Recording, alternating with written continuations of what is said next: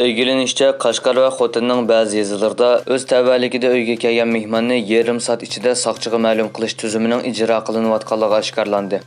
Sharq Turkistonda 2010-yildan 2015-yilga qadar Xitoyga qarshi milliy qarshilik harakatlari orqa-orqadan yuz berayotgan mezgillarda Xitoy doiralari bir qator vahshiylarcha bostirish tadbirlaridan boshqa uyga kelgan har qanday mehmonni, hatto qo'shnisi bo'lsa-mu yarim soat ichida soqchiga ma'lum qilishdan iborat aqlga sig'maydigan bexatarlik tadbirlarini qo'llangan edi. İnkaslardan ma'lum bo'lishicha, Uyg'ur elida millionlagan kishi turma va lagerlarga solinib bo'lgan bugungi kunda mazkur tadbir yana davom qilmoqda ekan. Amerikadagi asirlar haftaligi faoliyatida Uyg'ur ommaviy tashkilotlari Amerika va xalqaro jamiyatni Xitoy ishg'oliyati ostidagi Sharq Turkistonda davomlashayotgan irqiy qirg'inchilikka ahamiyat berishga chaqirdi. Amerikada faoliyat qilayotgan Sharq Turkiston surgunda hukumati asirlar haftaligi faoliyati munosabati bilan Amerika va xalqaro jamiyatga chaqiriq qildi. Mazkur tashkilot o'tkazgan axborot e'lon qilish yig'inida mustaqil Sharq Turkiston Jumhuriyati rahbarlarining 1949-yili Sovet ittifoqi tarafidan suiqasd bilan o'ldirilganligi bayon qilindi.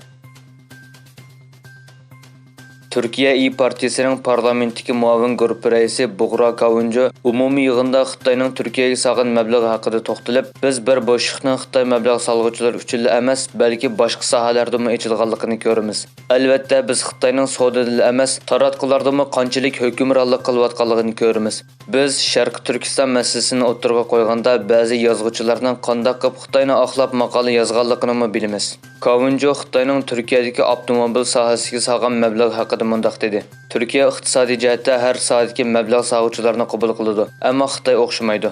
Xitoy bilan tuzilgan har bir kelishimni cho'qim astoydil muzokara qilish kerak. Bo'libmi Togo o'xshash yerlik bir avtomobil ishlab chiqarib, orqadan Xitoyning BYD avtomobilini xalqning oldiga qo'ysangiz, buni qanday tushundirsiz?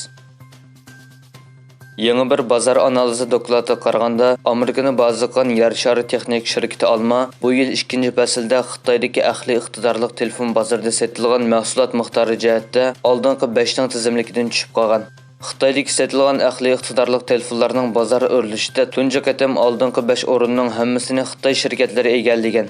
Dokladda ko'rsatilishicha, bu yil 4-oydan 6-oygacha bo'lgan mezgilda Xitoyning Vivo, Oppo, Honor, Xiaomi va Huawei telefonlari oldingi 5 o'rinni egallagan. Olma telefonlarining bozor ulushi 14% bo'lib, 6-o'ringa tushib qolgan. Mong'oliyada Chavandozlar madaniyati 2024 nomida olib berilgan qazish faoliyatida 5-asrdan 8-asrgacha bo'lgan davrlarga tutishadigan qabrlar topilgan. Bu qabrlar Kroran, Ko'kturk yoki Uyg'ur davriga tava deb qaralgan.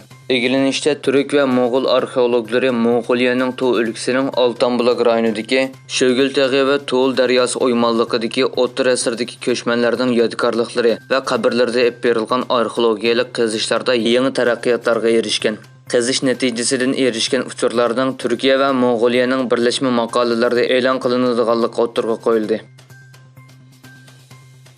O'zbekiston bilan Ozarbayjonning muavin tashqi ishlar ministrlari uchrashuvida hamkorlikni kengaytirish arzusi takrorlandi. Xabar qilinishicha, O'zbekiston va Ozarbayjonning muavin diplomatiya ministrlari va ularga hamroh bo'lgan vakillar o'miki 25-iyul O'zbekistonning poytaxti Toshkentda siyosiy maslahat o'tkazgan. Ikki tarafli munosabatlar muzokara qilingan yig'inda savdo, iqtisod, madaniyat, mablag' solish va insonparvarlik yordami qatorliq sohalar kun tartibga kelgan.